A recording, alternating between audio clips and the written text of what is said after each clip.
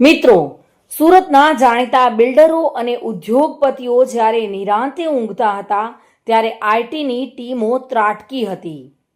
જો કે આખી કાર્યવાહી પાછળ પ્રવીણ અગ્રવાલ એટલે કે પ્રવીણ ભૂત દ્વારા વડાપ્રધાન નરેન્દ્ર મોદીને લખાયેલો એક પત્ર જવાબદાર છે.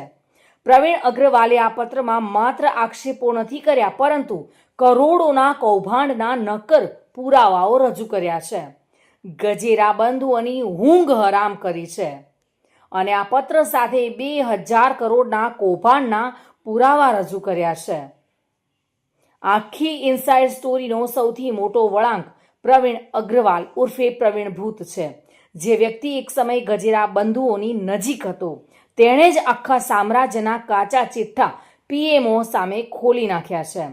પ્રવીણ અગ્રવાલે લખેલા પત્રોએ સાબિત કર્યું કે રિયલ એસ્ટેટના ખેલમાં કેવી રીતે કાયદાના લીરે લીરા ઉડાડવામાં આવતા હતા. તેમના પત્રોએ એજન્સીઓને એવા પુરાવા આપ્યા છે કે ગજેરા બંધુઓના માથાનો દુખાવો બની ગયો છે.